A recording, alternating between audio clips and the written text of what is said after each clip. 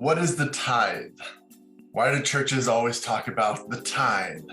Not the kind you wear, but the kind in giving.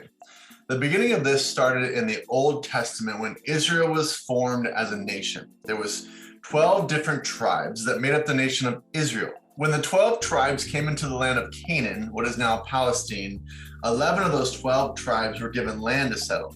The 12th tribe, the tribe of Levi, it was not given any land. They were given a job. God told Moses that the tribe of Levi was to spend all of its time and energy taking care of the tabernacle, which was this movable tent that later became the temple. Now, in Christian language, the tribe of Levi was told they were to work full-time in the church. Because of that, they would have no time left over to grow crops, herd animals, and would therefore have no food, no way to provide for their families. But church workers deserve their wages just as much as others. So God came up with the idea of the tithe. God said to the other 11 tribes, okay, the Levites, they're performing a very important service. They're making sure that the worship of God stays active and true in the community. Since this is going to take all their time, the rest of you need to bring 10% of everything you get to them so they can provide for themselves and their families. That's what a tithe is, giving 10% for the support and maintenance of the church and its workers. And no cheating. This is what God says. Don't bring your leftover sour stuff, your sour crops for the Levites. No, bring 10% of your best, your first, the good. Shepherds, don't bring your diseased animals. Bring your best, bring your good ones. And so that's the practice of the tithe, bringing your first and your best to take care of those taking care of the church. Now, people brought tithe, and then they also brought offerings. These were the additional gifts that went above and beyond the tithe to help the poor and the needy. Now, some are going to say that's an Old Testament thing. That's where everything you just read about was Old Testament. But there's something interesting that happens in the New Testament. The early days of the church, after the Jewish Christians had been booted from the synagogues and before the church was established as an institution, it wasn't really anything like the temple to be maintained.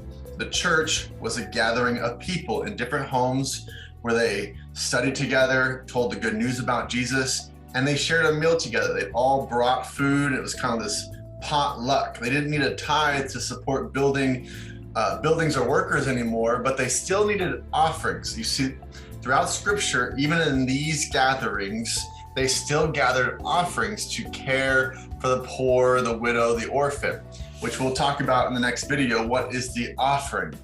But we see in the book of Acts, as Paul is traveling from church to church in Asia Minor, he still is asking these churches to contribute the offering for the poor back in Jerusalem usually. But we do see a tithe mentioned as well. He also talks about giving to the workers and the missionaries as they were traveling and moving through and doing the work of the Lord. So you still had that kind of tithing. But even having said all that, when the Roman Emperor Constantine decided that Christianity should be the official religion of the empire, he freed up all the persecution and officially supported the state churches. They could actually have churches again. They could put down roots. They could build cathedrals. They could support schools for religious training and all sorts of things. That's when the concept of maintaining these churches and those workers came back in to where now you would need that tithe to maintain all these things again. The tithe and the offering were both going to be needed. Now, knowing this, of course, you can have home groups in which everyone brings food for a potluck, takes care of each other. Then it would be justified to just do an offering for those in need. Now, understand this. In other words, giving is always a part of your time together. It's always a part of it. It's always a discipline, something that should be a part of your time. But if you're like me, you like gathering in a comfortable space, a space that you own, a space that you can come together and do lots of events. If you want to be inspired by excellent music, you want programs that are gonna be for you and your kids and your young adults and all those things. You want trained leadership, people who have studied for many years to give the word. Then God's provision in the Hebrew Scriptures is again appropriate for the new church, the New Testament, and the church of today.